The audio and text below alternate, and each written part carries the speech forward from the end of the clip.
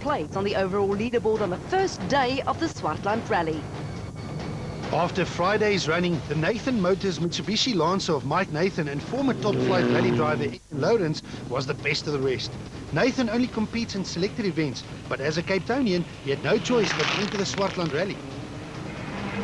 Class A7 for modified front-wheel drive racing machines sadly only saw the two entries of Gugu Zulu and Cindy Harding in a BP Ultimate Polo, and the similar Easy Life Kitchens machine of track racing star Gavin Cronje and Henry Deerlow. Cronje drew first blood by beating Zulu with a margin of 6 seconds on stage 1, but his joy was short-lived. Cronje also hit the by now infamous Johnny Gemmell rock at the end of stage 1. The suspension could not take the punishment, robbing Cronje of any chance of victory. Soon after, Class A7 self-destructed when the engine under the bonnet of Zulu's Polo overheated, leaving no finishers in the class. The Class A6 Championship for 1600cc front-wheel drive machines has already been wrapped up by Leroy Poulter on the previous round. Poulter has now moved up to S2000, but as the class lost one champion, it gained another in the form of Cape Town-based youngster Ashley Hake-Smith and navigator Hilton Orford. Hake-Smith is the current Class A5 champion, and with nothing more to drive for in the lower class, he used the opportunity to drive a more powerful Class A6 Team React Toyota Corolla. It was a great start for the youngsters. He set the fastest times on 2 of the day's 3 stages. But youth and talent got trumped by experience. Class veteran and former champion Craig Trott and Robbie Coetzee had the upper hand by completing 3 faultless stages in the Total Evolution Toyota Runnix to lead the class by 18 seconds. Entry-level Class A5 received a major injection with no less than 2 new entries. The brand new Volkswagen Polo Vivo made its rallying debut with regular class competitors Morne Jansen van Rensburg and Derek Jacobs behind the wheel, and completed day 1 with the class lead. It was a slender lead of just 2.1 seconds over the aging Toyota Taz driven by Dolph Coetzee and Jacques Nel, who competed in their first national rally in quite some time. More exciting news was the debut of Henk Lategan and Rikus Fourie in a Pertec Toyota Taz. Henk is the son of top flight rally driver Hein Lategan. Obviously you're still a father and you worry about the kids, but he's got a good team looking after him. I think he will do well. Lategan Jr. is only 16 years old and survived the first day of his first ever national rally to finish the day 3rd in class, around 27 seconds behind the class leaders. In Class N3 for near-standard production cars with engines up to 2 litres, it was once again the sister and brother combination of Megan and Oliver Verloc who set the pace in their Toyota Runnix. Fellow lady driver Stefanie Hugo with dad Willem in the hot seat was forced to retire her Wiel magazine Runnix after the tar stages, leaving Cape Town locals Abdu Rahman Amle and Yusuf Hanif in a similar machine as the only ones with a chance of challenging the Verloc siblings. A short but exciting first day of the Swartland Rally comes to an end, leaving the 25 remaining teams with time to reflect on their performances of day 1. 3 stages have been completed, but the real rally starts tomorrow. 150 kilometres of gravel road action still remains. 2010 Swartland Rally, the final day of the penultimate round of the 2010 Sasol South African Rally Championship. It's also the day that could play a huge role in the outcome of this year's championship, as the battle between Volkswagen and Toyota, and more specifically between Enzo Kuhn and Johnny Gemmell, rages on. Kuhn and Gemmell may be the ones fighting for the championship, but it's the Basil Reed Bizup Ford of Charles Wilkin who leads the rally. It's going to be tough running first on the road. I think there's going to be a lot of sweeping to be done, and you know, I won't be able to see where the guys behind me cut, and there's a lot of time to be made on the cut. So seeing his name near the top of the leaderboard must be a good feeling for JP Damso, who also hasn't enjoyed the best of season so far. Today's the day that counts, and I'm sure the big guns will be going for it today. While Wilkin and Damso will try their very best to stay at the top, Enzo Kuhn will keep his eyes on championship rival Gemmell. We'll start today really finding a pace that we're comfortable at. I think it'll be difficult to find that pace at first, but we'll dig for it.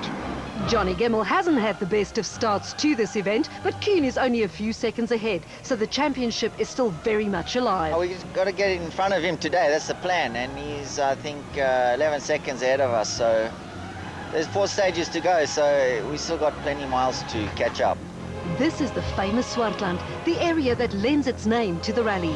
Today is make or break, as the teams will head out to Malmesbury and Moorreesburg to tackle 4 long and challenging stages in the farmlands and wheat fields.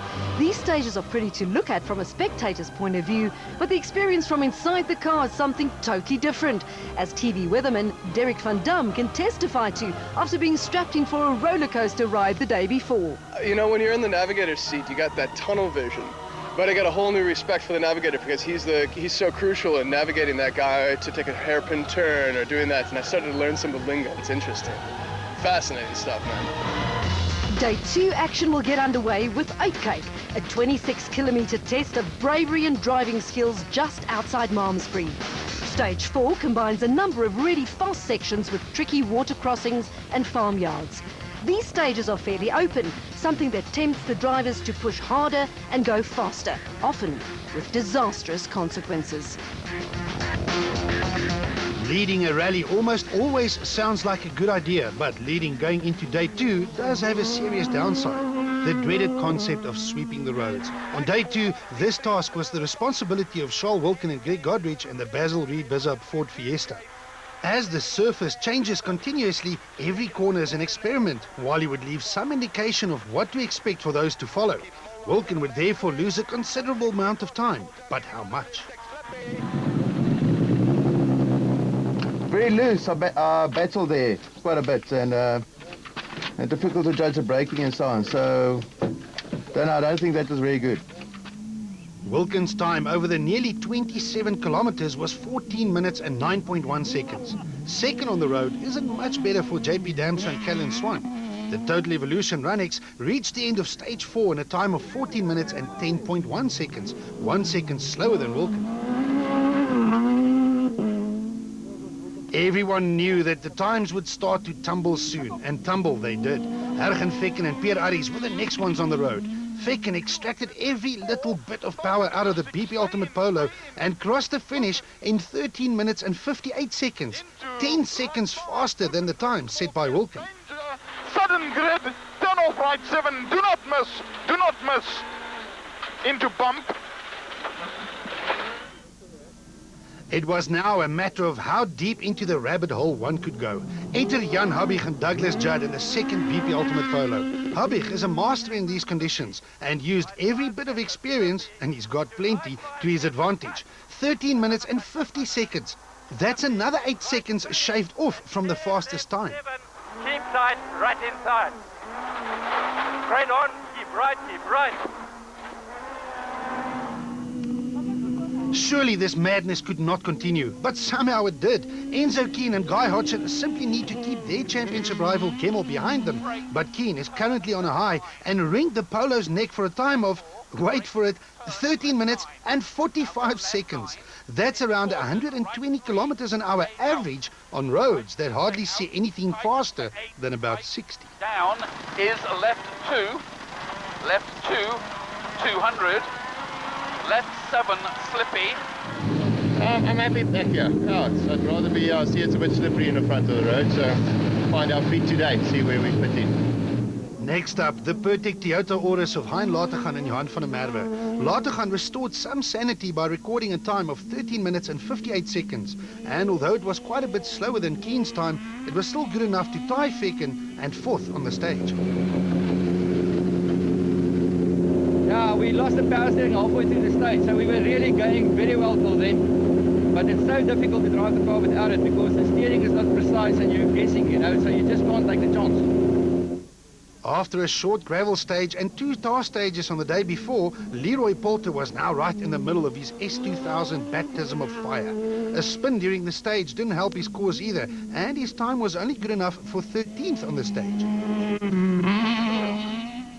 With championship rival Enzo Keane already heading back to service and with the fastest time, huge amounts of pressure was now resting on the shoulders of Johnny Gemmell and Drew Starrock. As expected, Gemmell had good pace, but his nemesis, a dreaded misfire under the bonnet of his Castrol Toyota Auris, reappeared. Everyone was convinced that Enzo Keen's time of 13 minutes and 45 seconds was unbeatable. That's everyone except Conrad Rautenbach and Peter Marsh. The Ford Fiesta driver was back on gravel and utilized his better road position to the full by crossing the flying finish in a time of 13 minutes and 37 seconds. A full 8 seconds faster than the already incredible time set by Keen, and that in spite of a problem inside the car. Power steering went halfway through the stage. It's the fourth one we've changed this week. It's not good. The first Swartland stage also provided the first battlefield for the string of privateers who are all fighting for a top 10 position. Mohamed Musa and Grant Martin set the 9th fastest time on the first stage of Saturday morning. But on the overall standings, the Total Evolution Runnex was still a few positions behind the steady RCF Johnsway Polo of Nicholas Ryan and Armand de Tooy, and the Sea-Track New Africa Developments Orders of Japie van Niekerk and Robin Houghton. Namibian Jaco van Dijk and Des de Fortier was now also knocking on the door of a top 10 placing, in spite of some wild driving that makes him popular with the fans. Enzo Kuhn moves from an overnight 5th position to take over the lead, but a blistering stage time from Conrad Rautenbach rockets the Zimbabwean all the way up from 10th to 2nd overall, just 4.8 seconds from the lead. Habig moves up 1, ahead of Charles Wilken, who drops a few places as was expected. With his championship rival leading, Johnny Gemmell has it all to do and currently finds himself 32 seconds off the pace. Join us after the break for more Swartland Rally action as the teams further explore the limits of their state-of-the-art rally machines in their individual quests for rally great. 2010 Swartland Rally, where championship hopeful Enzo Kuhn has just taken the lead, a position that will do his title aspirations no harm at all. But the biggest mover and shaker on this morning's opening dirt stage is Conrad Rautenbach, who demolished the competition to jump all the way to 2nd on the overall standings. We're just going flat out, you know, we're not messing around anymore. We're just going to go flat out and see what we can do. Johnny Gemmell started the day just a few seconds behind his title rival Kuhn, but an old nagging problem returned. We were going quite nicely, it felt nice, and then we got a bit of a misfire, so the guys are sorting that out and we'll try and make some up after this. The next battlefield is Longvlei, and at 38 kilometers, it's also the signature stage of the event. It winds its way through acres of wheat farms with cattle grids and other dangerous obstacles never far away. Stage 5 is followed by Stage 6 and exact repeats of the same stage, so combined, this stage makes up nearly half of the entire rally's distance. It is now make or break, 2 long successive stages that will almost certainly determine the final outcome. Unfortunately for overnight leaders Charles Wilken and Greg Godrich, Longvlei is proving to be an unhappy hunting ground, as the Basil Reed Bizab Ford Fiesta is still the first car to sweep over the virgin rally roads. Wilken started this loop of stages in 4th position, but he was forced to surrender it and he dropped to 5th. Right 5, right 8, do not cut, peg on in. To King, max right 1, left 3, straight line, it's straight line, there's long right 3, over rough at the end, keep right into div. JP Damso and Callan Swan are next. The Total Evolution Toyota Runnex started these 2 stages a full 14 seconds behind Wilken and managed to close the gap by 7 seconds on stage 5. Damso then took another 6 seconds from Wilken on stage 6. The fight for 5th place was on. The gap, just 1.2 seconds. From 3rd on the road, outgoing champions Hergen Ficken and Pierre Arries were now ready to put the hammer down. The BP Ultimate Polo was lying in 5th overall, but a time of just 19 minutes and 55 seconds on stage 6 propelled him straight into 2nd position. But the flying Ficken wasn't done yet. The roads were now familiar to all, and on stage 6, Ficken bettered his time from earlier by a full 23 seconds. Left 6 through gate rough, opens to right 3, tightens to 4 through bump, right 5 through dip bump, left 2 rough through gate 50 down over rough, right 6 narrow. Jan Habig and Douglas Judd were now also in full flight. A familiar pattern was developing as the BP Ultimate Volkswagens just got quicker and quicker. Habig's time on stage 5 was 7 seconds slower than Ficken's, but on stage 6, Habig improved on his own time by a massive 30 seconds to make 3rd place on the overall leaderboard his own. And right 6 downhill, right 6, and turn right 8, turn right 8, do not cut. So far, the Polos of Ficken and Habich were setting the pace at the front of the field, but Volkswagen still had one more card to play. Enter Enzo Keen and Guy Hodgson. The competition must have wondered what had just hit them, as Keen demolished everyone on stage 5 with a time of 19 minutes and 40 seconds. A full 15 seconds quicker than the next best time set by Ficken. Keen went a full 20 seconds faster on the rerun, again destroying his teammates and the competition by another 12 seconds. The championship leader has just stamped his authority on both the Swartland Rally as well as the 2010 Sassel South African Rally Championship. 3 right, tightens to 8, stay right, dip, left 6, gate, 200, down, dip and left 3. Yeah, good stage. Nice to have a good car. The number 7 must be behind Lateghan's lucky number. The Pertic Toyota Auris driver started stage 5 in 7th position and set the 7th fastest time to maintain his 7th position. Another 7th fastest time on stage 6, and Lateghan and Van der Merwe are still in 7th. A consistent performance by the Pertic privateer.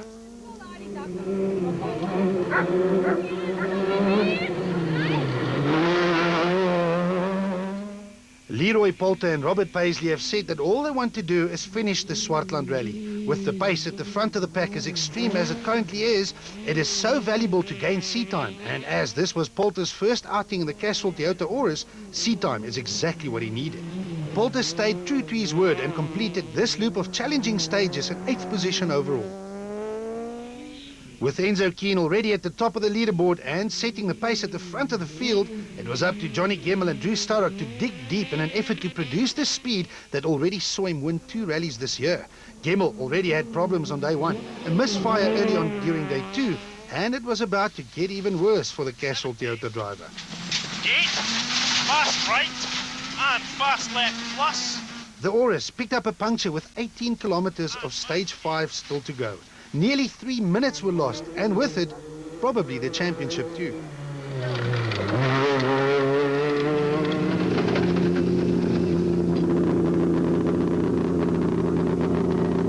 This happened about halfway through. We got a punch on the left back. On the stage before, Conrad Rotenbach and Peter Marsh managed to upset the apple cart when they blitzed the field with a comfortable stage win. Much of the same was expected on stages 5 and 6, but the